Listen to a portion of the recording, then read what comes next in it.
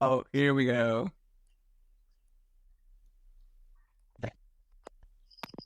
Hey, Sean, how are you? or you did it. We did it.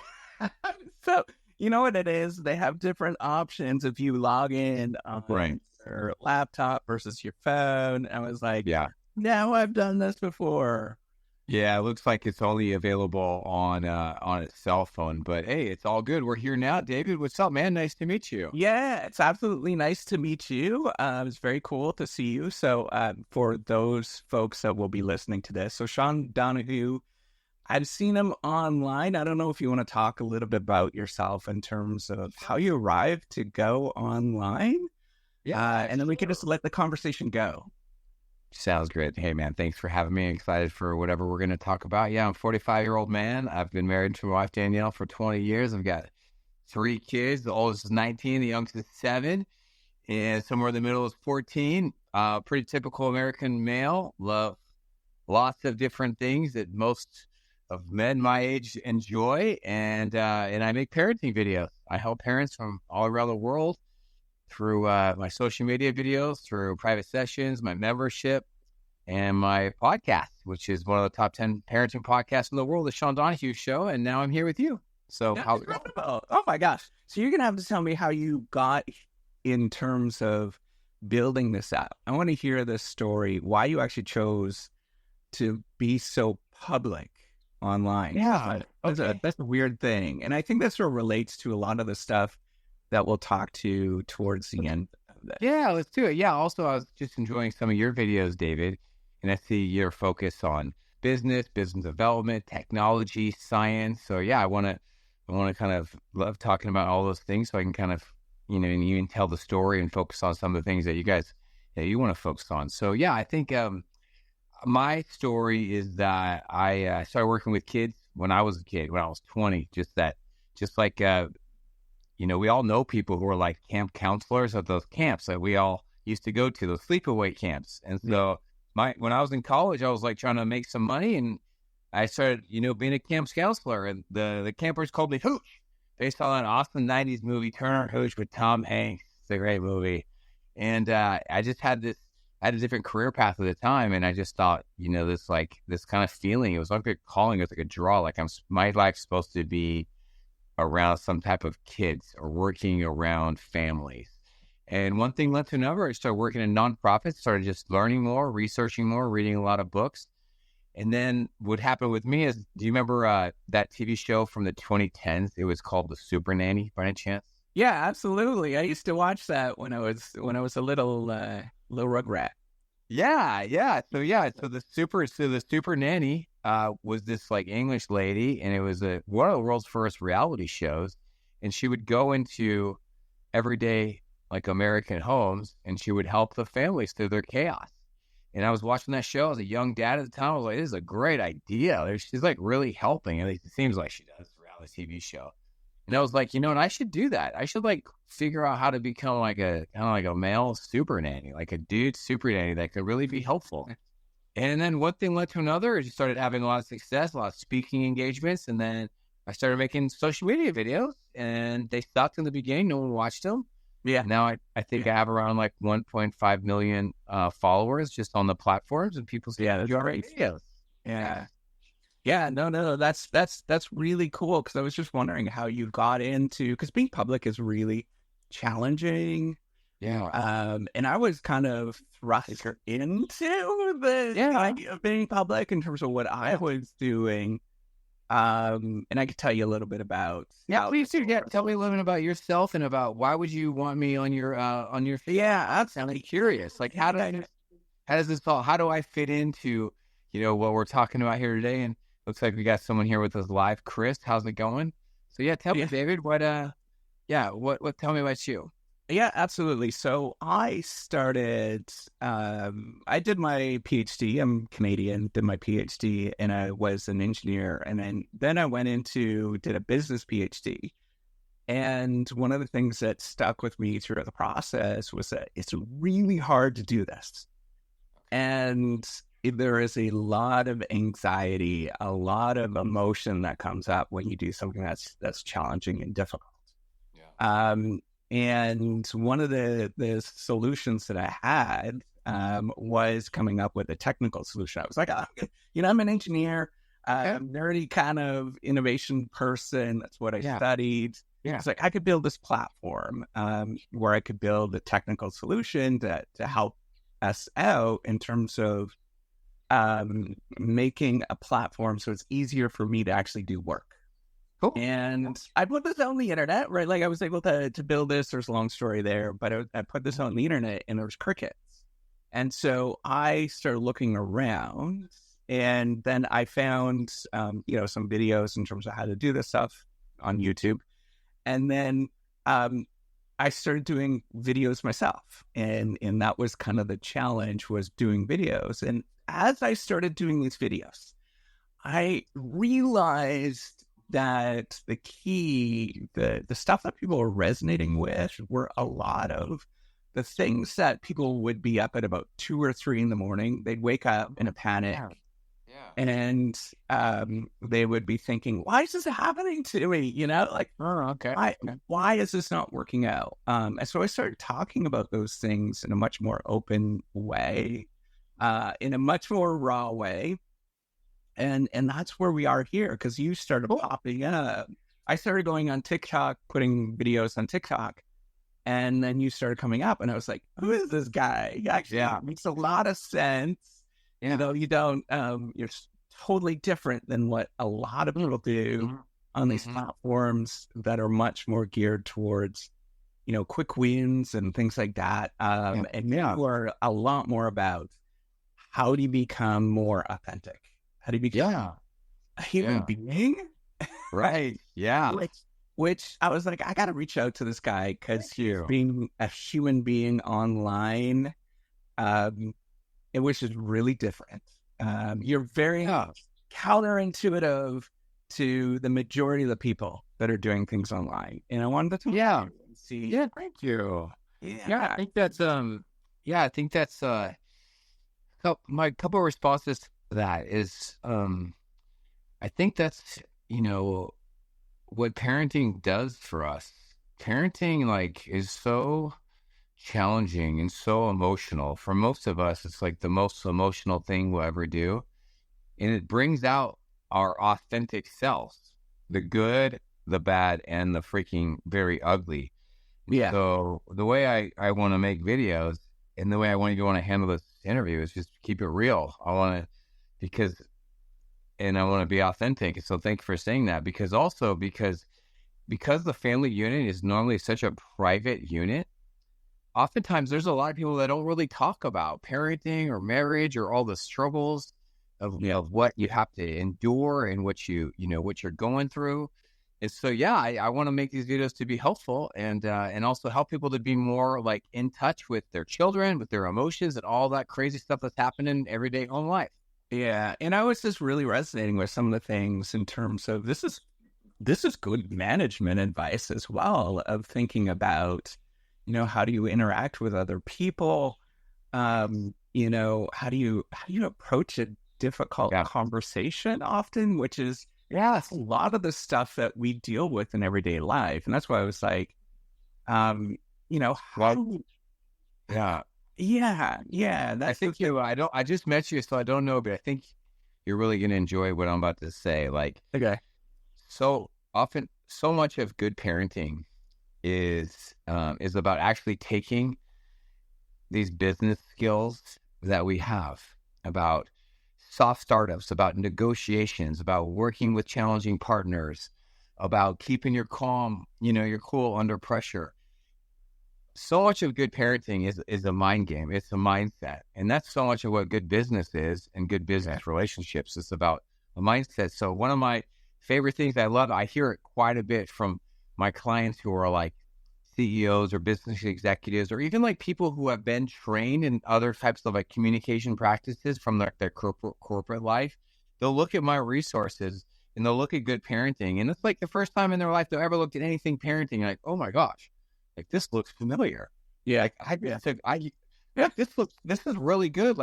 And then the light comes on. I had a man named David just come on a couple of days ago. He's like, I just realized something. I was like, what's going on? It's I do so much of this stuff at work, but I don't do it in the home.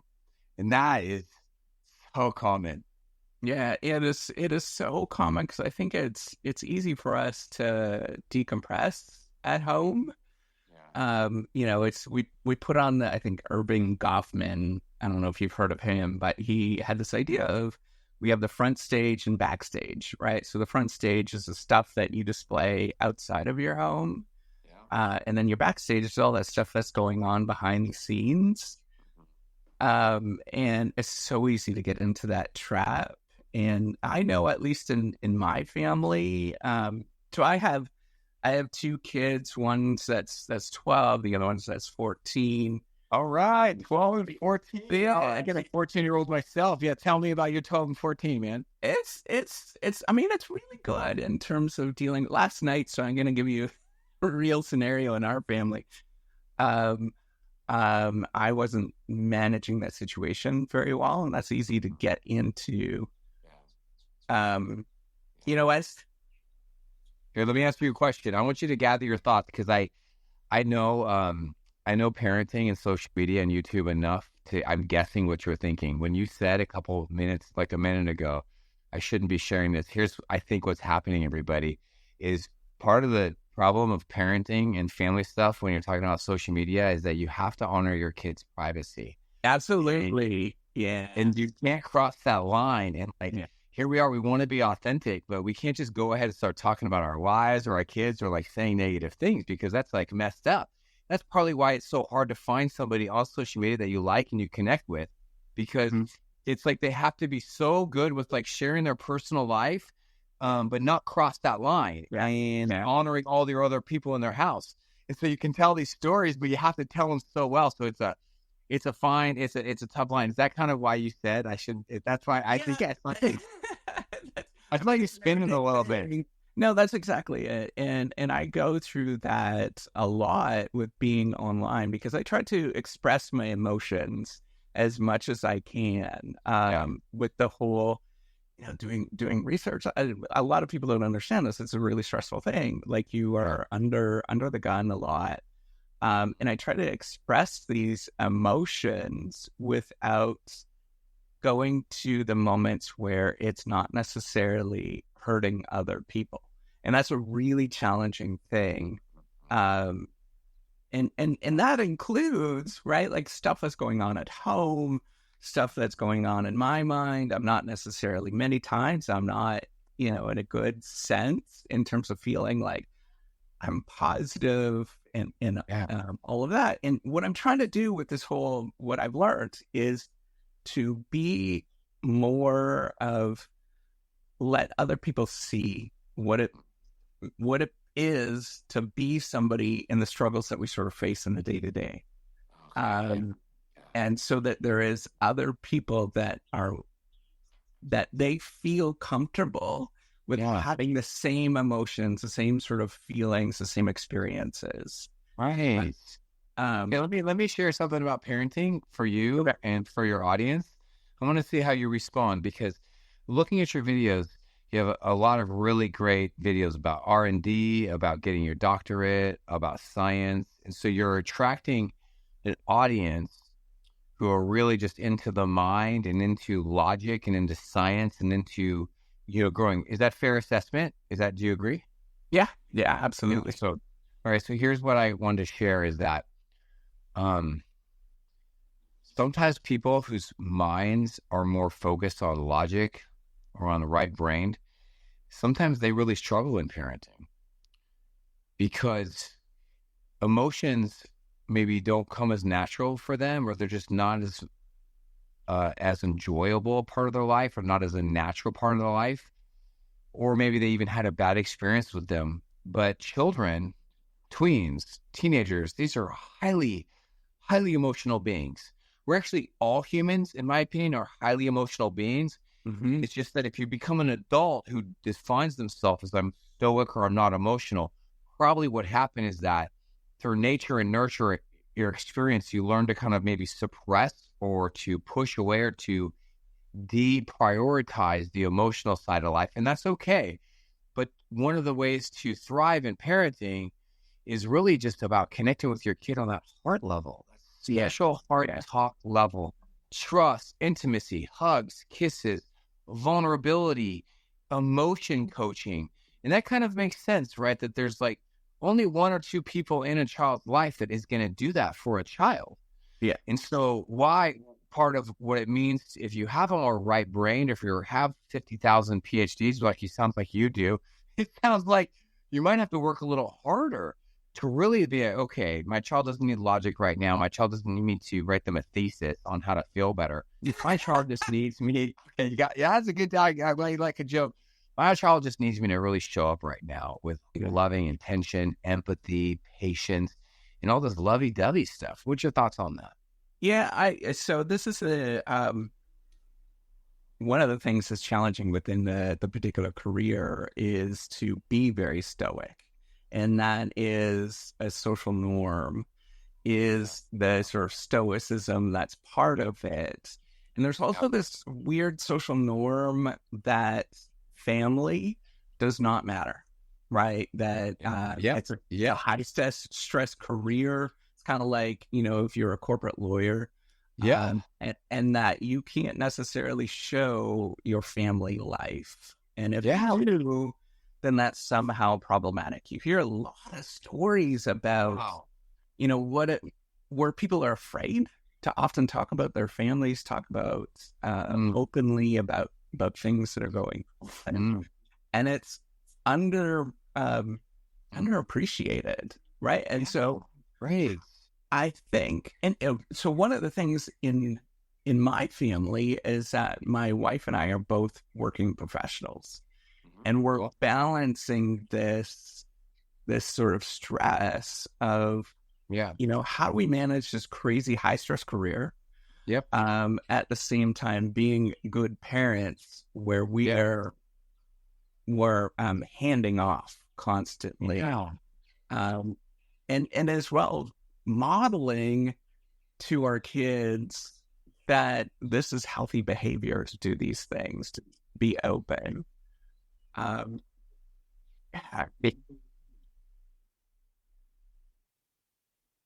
Okay.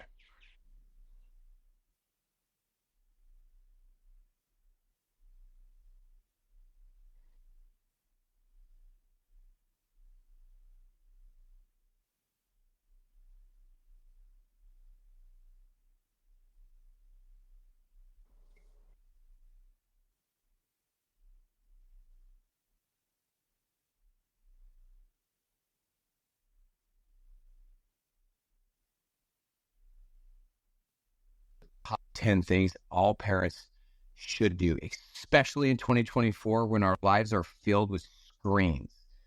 It is so key to help our kids see our humanity. And this is really actually harder and easier said than done, because many of us grew up with parents who shielded their humanity from us, or the only emotion we saw for them was anger or snapping. And then, or you have this, some people are like, you shouldn't share your feelings with your kids, which is so ridiculous, because you're always sharing your feelings with your kids. Your kids are not dumb. They know when you're angry and pissed off. So if you ever say, I don't share my feelings with my kids, pretty much what you're saying is, all I show my kids is my happiness and my anger. And I just leave it up to them to guess what I'm feeling. So I like what you're saying about this. So tell me your thoughts. So that's actually the really fun thing I'm trying to do. By the way, Mirror Productions and Taylor, nice to see you.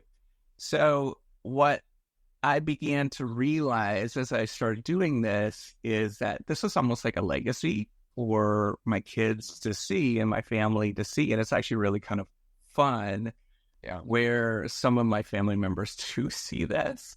They see all the different videos, and it's really just humanizing the experiences that we go through and managing this as best as we possibly can, because you can't be that person, and that particular individual that is very stoic all the time. You have to often just be human. And for me, so one of the things that's challenging for me is that you're bang on with that, is that my parents. My dad really didn't show his emotions. He passed away about 20 years ago.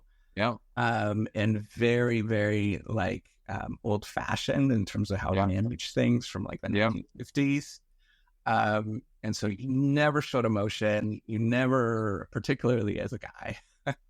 And so it's weird for me to do a lot of this and then open forum so other people can see, and it feels weird, right? And so I'm always reconciling this.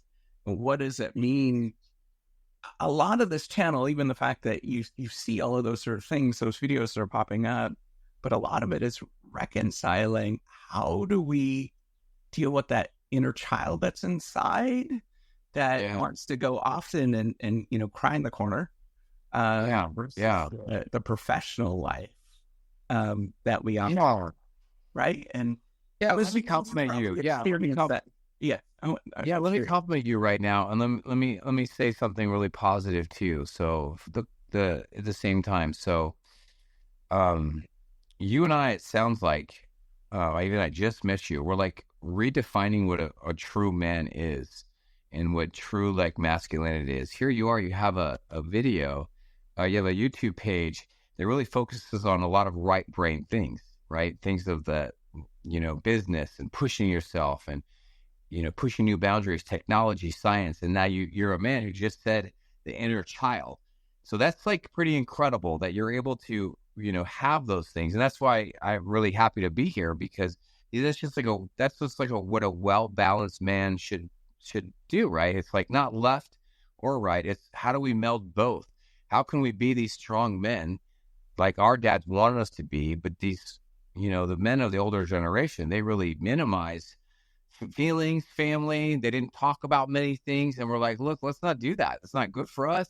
It's not real. But the problem with us, though, is that we have to figure this out through books and social media, because most of us, including me, we didn't have men role models showing us how to do this.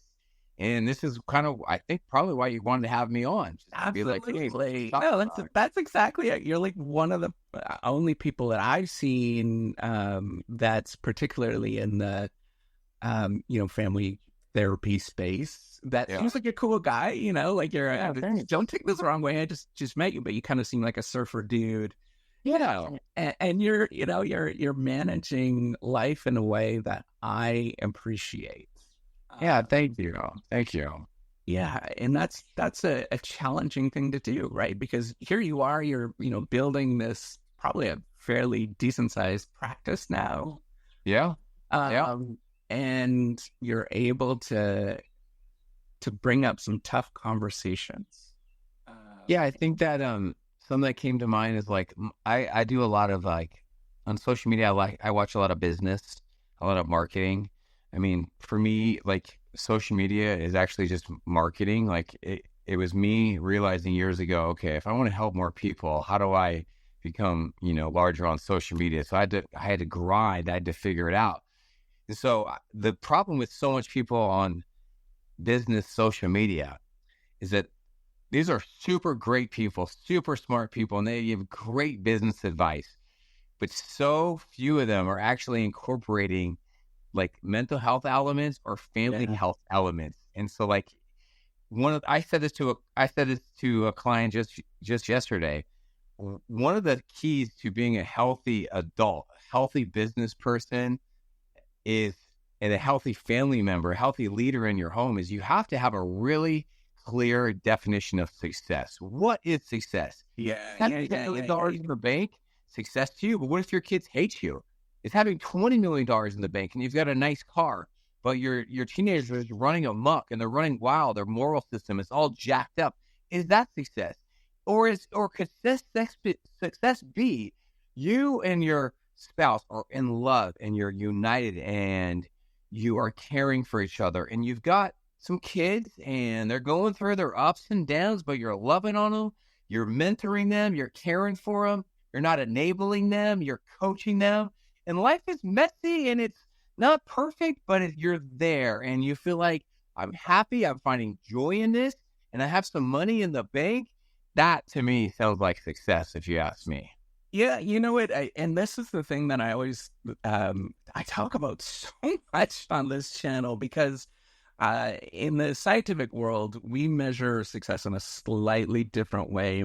It's not necessarily, bigger houses and more larger bank accounts. We measure in terms of the number of citations, the number of publications that we get. Right. Yep. And it's stressed so much. Yeah. And yet here's, myself and I think a whole bunch of other people, because I think that's what's happening is that there's a lot of people that are resonating with it, that, their life feels not like that at all, right? Like they feel like they're falling apart. And I'm hoping that people learn from this and say, hey, wait a minute, what if we redefine a lot of this? And what you have to, right? You have to. You can't abide by that idealistic. You have to.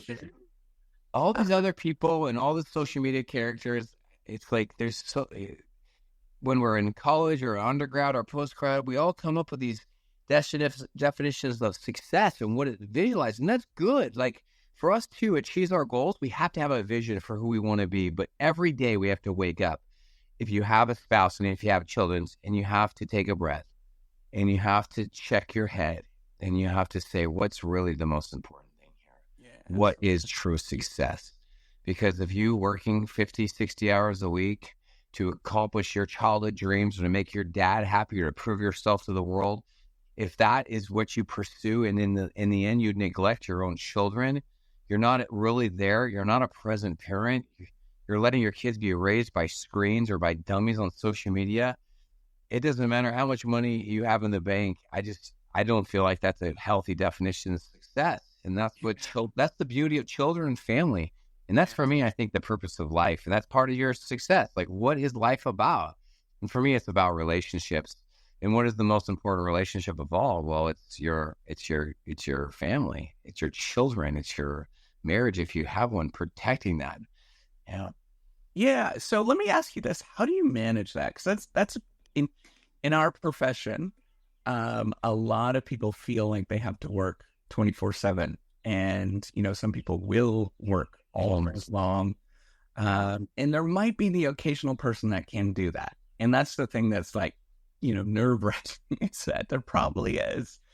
But at the same time, I don't think most people can. I think the majority of us feel like we're a mess all the time. So how do you push back? Yeah. There's no the tricks. Yeah. Or here's a couple things to think about. Yeah. I wasn't planning on even answering the question this way, but I think what I just said is actually tip number one. Wake up every day and remind yourself, what is your version of success, right? What is health, right? Like that is good. Number two is we've got to talk about it. We've talked about mental health a lot, but talk about our own mental health. A parent's self-care is so key. Like for me, I have a business, I have employees, I have stresses, I have a lot of going on. I'm building a house right now, and I've got all these other things. And those are all good things, but they're not the most important things. The most important things is my wife first, over the kids, my children, and everything else is a distant, second. Throwing in maybe my own spirituality and my own mental health is, of course, tied in. So, I mean, that's something they don't really teach us in graduate or postgraduate. Hey, if you got these great dreams, but don't forget, everybody, don't forget what's up here in your own mind. And I can tell you a couple more points too, but let me just pause. Do you think, isn't that the answer you would expect from me, the family coach right there? Like, that's not a shocking answer, is it? It's not shocking, but I think it's actually really important. The way that I frame this is that there is some really great research that doesn't get as much play, but in the business world, we often have multiple goals. And the goal that actually gets prioritized and we talk about a lot is performing well in any given day. But there is another goal that does really, really, that we should be focused on is survival, and making sure that we are doing things to make sure that we can do the things that we want to for as long as we possibly can and be happy and healthy along the way, right? There's one thing to sort of maximize your performance, be a billionaire by the time that you're 40, but another thing to, get there by the time that you're 100. And that's a completely different story. And there's so many, you play the game completely differently often. So how do you, one of the things that I'm curious about, what if you had external pressures from that? That's often the thing. Well, you do. I do. I have personal external pressures. So this is why, like, the third thing to answer your question, this is, I think, an answer. I hope you all love this answer, but a word that I love and I do a lot of teaching around is the word closeness. Being close with people is hard, and being close with your children is hard. Being close with this 8-year-old is not that hard if you have the time and you have the patience, but being close with a 14-year-old can be really hard. That's what you got, David. You got a 14-year-old too. I've got a 19-year-old. And so, like, as we think about pursuing our goals and our businesses, we've got to remember and keep our minds in check and realize that, we can accomplish all these great goals and do all these great things for the world, or do these great things for ourselves. And we feel so good. We got plaques. We've got dollars in the bank. But then, on your birthday, how many people call you? When you're going through a hard time, do you feel comfortable calling that one person or two, right? Yeah. And this is kind of the cool thing about closeness. Closeness is not like, being a friend with 50,000 people. It's not being like a 1,000 feet wide and an inch deep. It's about, like, this is the keys to the human experience. It's just dealing and experiencing and doing the work needed for these intimate relationships. And I don't think there's any more precious or special ones than the family unit. And that's why I make these videos. Yeah.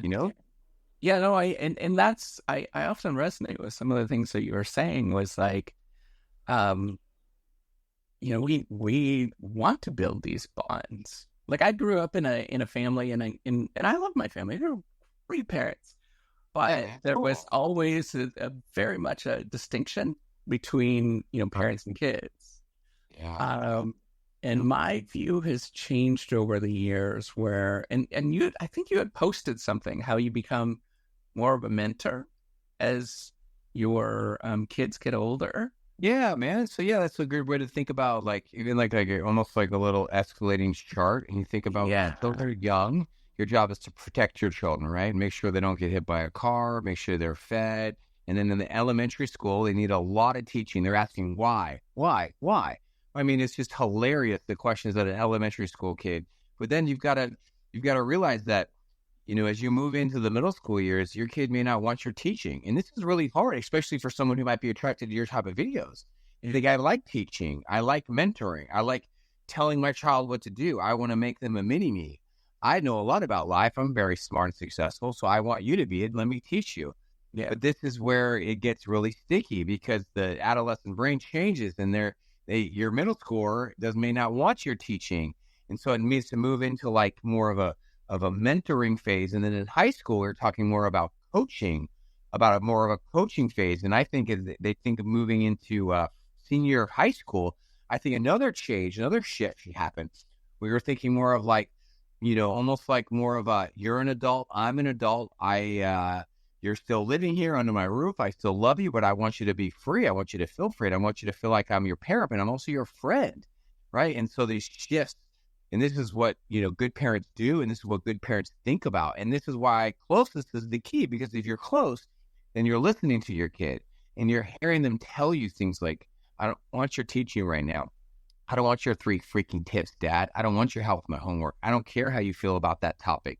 It's how I feel. And if you're listening well, then you're going to be responsive like it's a good dance partner. And this is tough. This is really tough to do. Yeah. How did you get to that? How did you arrive upon this? Because this is I don't see this a lot where people talk about this in an open way. Well, the main answer that I'll give you is not reading books on parenting. Those are fine things. And it's not listening to me on my podcasts or my videos. It's really listening to your kid. Yeah. And realizing you've got to parent the child you have, not the child you want. You got to parent the child you have, not the child you were.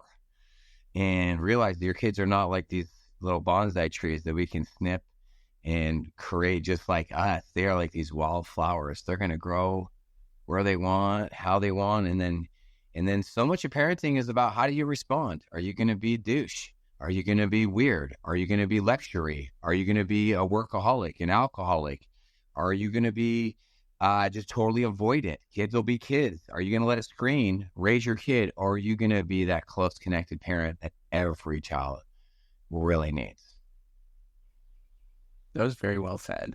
And I think that's hard to do for most of us, right? Like at least for me, often the emotions get in the way, and I've been working at that a lot as I'm growing as a parent, right? And it's always this challenge where I need to prioritize some things, and it's easy to let those emotions get in the way. That's all of us, man. Just so you know, you're not alone. That's all of us. I'm the family coach, and I struggle with my emotions. Yeah, I know, but I think that's the cool thing that you're actually saying, and you're telling people, is that you're a human being too. That's another great tip. Everyone who's watching this takes this tip. The way David's talking to me, the way I'm talking to him, talk to your kids that way.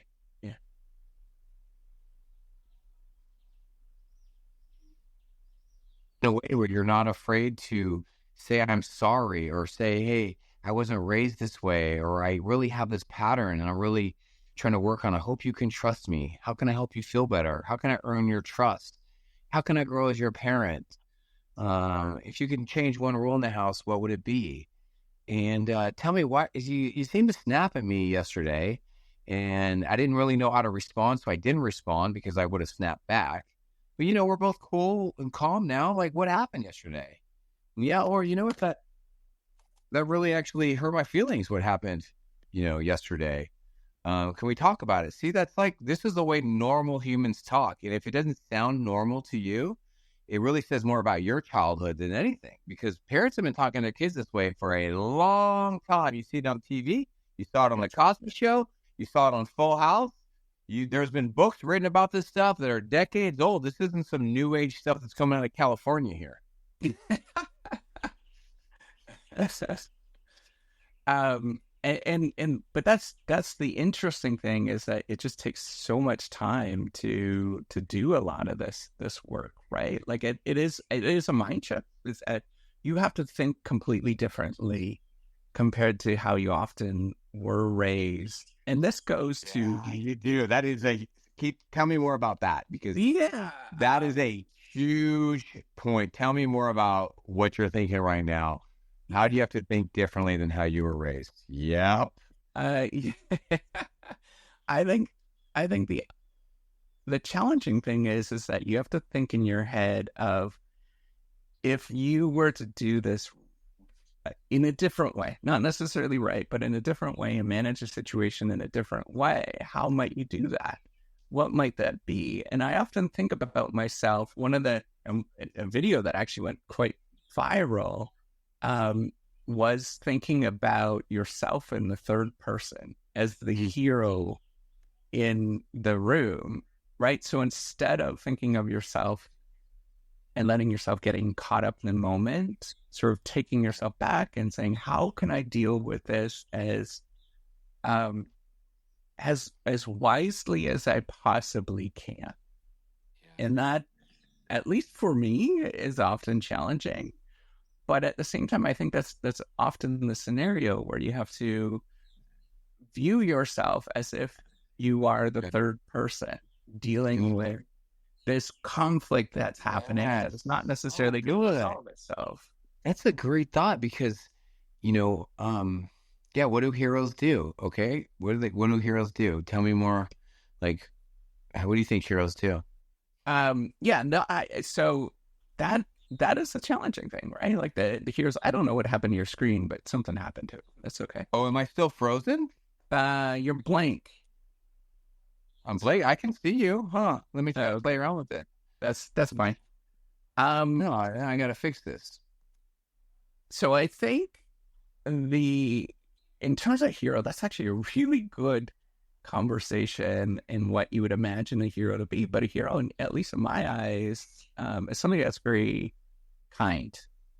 Kind. First thing you think of is kind. Yeah. It's somebody that will look at the situation and sort of make both people feel good in the situation.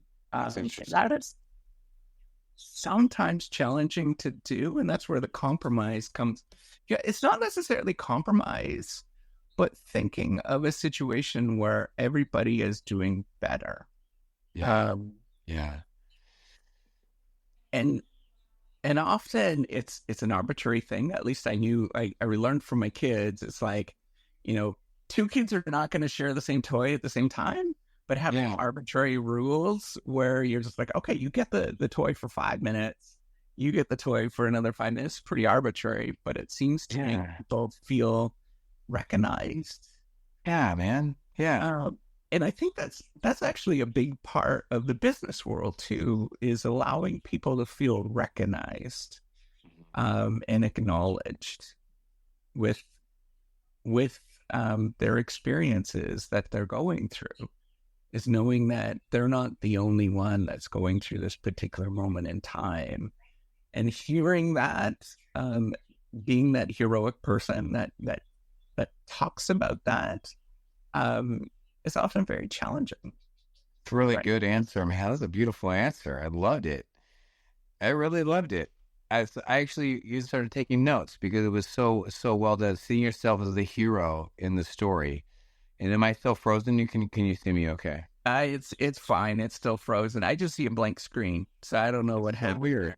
Yeah. Weird. But that's and I think that's what heroes do. Heroes help people feel recognized. They help people feel seen. I think because I really just specialize in the family life and mental health. I mean, that's a part of being close with your kids, helping them to feel seen. That's part of the biggest challenge of kids. They're so, it's so emotional. They bring out the best in us. They bring out the worst in us. And partly is because they act in a way that we hate it. We don't like it. We don't like their choices. We don't like the way they're talking to us. And so how do we show up as the hero in that moment? How do we help them feel seen, help them feel loved, help them feel safe, while also being their teacher and being their guide? And that's what good parenting is about right there. It's not just about bossing them around or making them afraid of you, because that really won't work anyway. Yeah, and I also think too, there is a lot of work to be done on yourself in terms of, if you imagine yourself as the hero, you are also acknowledging yourself in this circumstance, right? You're acknowledging the fact that you need a little bit of work as well. Yeah. And I'm always going through that, because a lot of the experiences, life in general, right? This is not just about, the career that I'm in, but life in general is often very uncertain. Yeah. And there's not really a right answer. And so it's acknowledging that it's okay, whatever choice that you make, we're never going to know what the right answer is. And so it's okay, whatever choice that you actually make, as long as you're doing it with the best intentions at this time. And at least for me, it's really hard. So I'm very, like you're saying, like right. I don't know if it's right or left brain, but, very much a engineer type that thinks that there's a right answer always. Okay. Yeah. And that's not parenting though. And it's not gray. It's gray area. It's a rainbow of challenges. Man, you got a 14 and a 12-year-old. It's just this constant, feeling. That's why I like what you said about, like, having the right intentions. I really like that, because what is the right intentions? Here's a couple thoughts. I'll have children or adopt children for different reasons. Some people have children and they want their children to fulfill them. Some people want their children to live out their childhood fantasies or dreams, sports, like the sports star, for example. And some people want their children to heal them. But what our children do is that they don't do any of that stuff. In fact, one of the main things that our kids do is that they actually trigger us. So we want them to do these things for us, but in the end, one of the main things they do is they trigger us, they bother us. And then that is what good parenting is about versus bad parenting. How do you respond when you realize your child is not your little mini-me? You're not their little dream come true. It is a messy challenge, and you got to learn how to love that kid, parent the child you have, not the child you want, and show up as the most amazing, loving parent that you can be. And that's what I think of when you say we got to have good intentions. Yeah, we do. Because this is an emotional game. This is not a science report. This is a lot of grace in parenting. I couldn't say that any better. And part of it, when you're saying that, I'm also thinking of the little kid that I used to be, and being the adult now, and realizing that I have to deal with many of those things as well, right? Of dealing with coaching that little kid in my brain, and that little child in my brain, and coaching them, making sure that they feel comforted often. Yeah. Because I think, at least for me, a lot of those feelings that I have, or, where it doesn't feel like I'm handling the situation well, is because there's that part of my brain that is still growing. Yeah. So is there? So we're just about at the at an hour, and I apologize for taking a little longer at the beginning. It's okay. We had a good time, man. We had a good time. Yeah. Is there anything that you would like to tell this audience of scientifically minded or management types, CEO types, I guess, that would be interesting? Yeah, that's who majority of my clients are. They're CEOs, they're executives, they're strong leaders. I would think that a couple things that I would say, a couple tips for you, is to realize that this, one of your goals as a parent is to not raise a successful child. And that's what you want. I know that's what you want. One of your main goals is that you want your child to look at you and say, you know what? There's a lot of people on this planet. There's a lot of people telling me what to do. A lot of people telling me things, giving me advice, people on social media. But that person right there, that's my person. That's my person. No one else in the world treats me the way that person treats me. No one else in the world loves me the way that person loves me. No one else in the world gives me grace and gentleness and kindness. The whole world, they're going to eat me up. It's a tough world. And that person doesn't treat me that way because they're my person. The world is going to be harsh on your kids. And so you don't need to be harsh on your kid to prepare them for a harsh world. No, they need a person. They need a special person. And they need you to treat them in a way unlike you treat any other person. They are not your employee. They are not your dream come true. They are not your mini-me. They are your child. And you've got to learn how to be real and loving and just love that kid. And that's what that kid really needs from you. I think that's well said. Thanks, buddy. I'm going to leave it with that because I think it's what you said resonated with me so much. Okay, cool. Thanks. But I think it also means with anybody that you want to build a relationship with, right? I think having that realness, I think it's such an important thing that we forget about. Yeah. And if you're managing a large organization, or if you're working with other PhDs, is you want to build those relationships that you would like. It's so true. Right. That's take that same thinking, you just take it to your 2 or 3 best friends, your favorite cousins, your uncles, take it to your neighbor, right? How do you show up with so much love and intention in someone's life that they look at you and they're like, that person's different, really care about me and my family, my children. That's the type of people we want to surround ourselves with. And we want those people around our kids. Yeah, absolutely. Ultimately, I think that's all that matters in the end anyways. Hey, David, man, love meeting with you, man. I'm glad we worked out the technical issues. You really got such a great, you could just tell you're just combining this super sharp mind you have with a really sweet, smart, wise spirit. And I really love that about you. So thanks so much for having me, man. And same goes to you too. I understand why so many people are resonating with what you're saying online, and keep it up. Don't change that aspect of things, be as real as you currently are. Yeah, thanks. Yeah, and if you are it's- watching this, yeah, you can find me. Thank you so much. You can find me on social media as the Family Coach, or on my podcast, which is called the Sean Donohue Show. It's one of the top 10 parenting podcasts in the world. So hey, man, it's so good talking life and family and intention and goals here together with you. Absolutely. This was amazing. By the way, I've listened to a couple of your episodes on the podcast, and it's great. So I just do a little. Thank you, man. Thank you. Cool. Hey, you keep up the good work too, and I'll talk to you later. All right. Take care. Okay. Bye. Bye.